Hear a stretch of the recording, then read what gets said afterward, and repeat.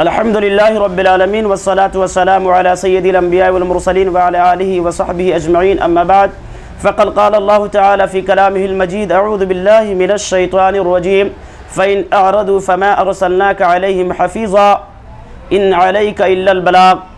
معزز ناظرین، لوگوں کے ذہن میں اکثر یہ وسوسے آتے رہتے ہیں کہ ہم اپنے رشتہ داروں کو دین کی دعوت دیتے ہیں لیکن وہ ہماری دعوت مانتے بھی نہیں، اعتراض بھی کرتے ہیں، تو کیا ہم ان پر اتمام حجت کہہ سکتے ہیں؟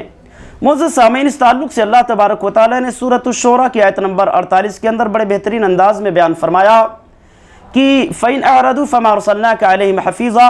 اے نبی، اگر آپ کی دعوت سے لوگ اعتراض کرتے ہیں، آپ کی دعوت سے منہ موڑتے ہیں، تو آپ کا کام ہے لوگوں تک میری بات، میرا پیغام پہنچا دینا۔ آپ لوگوں پر وکیل نہیں ہیں، آپ کی ذمہ داری ماننا اور منوانا نہیں ہے، یہ میرا کام ہے ماننا اور منوانا۔ اسی طرح سے اللہ تبارک و تعالیٰ نے ایک دوسرے مقام پر بیان فرمایا لست علیہم بمسیطر، آپ ان پر داروغہ نہیں ہیں۔ اسی طرح سے اللہ تبارک و تعالیٰ نے سورہ یاسین کی آیت نمبر 17 کے اندر بیان فرمایا کہ ہماری اور آپ کی ذمہ داری اللہ تبارک و تعالیٰ کے پیغام کو لوگوں تک پہنچا دینا، ماننا منوانا یہ ہماری ذمہ داری نہیں ہے، یہ ہمارا کام نہیں ہے۔ آیا وہ ہمارے رشتہ دار جو ہمارے مسلک کی بنیاد پر، ہمارے عقیدے کی بنیاد پر ہم سے سلام اور کلام نہیں کرتے، ہم سے گفتگو نہیں کرتے، ہم سے لین دین نہیں کرتے، تو کیا ہم ان سے تعلقات بنا سکتے ہیں؟ کیا ہم ان سے سلام اور کلام کر سکتے ہیں؟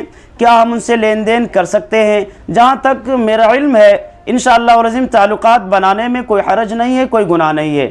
ہاں، حدیث کے اندر اس بات کا ذکر ملتا ہے کہ کسی بھی بدعتی اور کسی بھی مشرک یا کسی بھی کافر کو سلام میں پہل کرنے سے منع کیا گیا ہے کہ جس کی بدعت یا جس کا شرک یا جس کا کفر بالکل واضح ہو، بالکل آیا ہو، اگرچہ میرا رشتہ دار ہے، اگرچہ میرا باپ ہے، ہم اسے سلام میں پہل نہیں کر سکتے ہیں۔ اس کے سلام کے جواب میں ہم اتنا ہی کہیں گے جتنا کہ اس نے مجھ سے سلام کیا ہے۔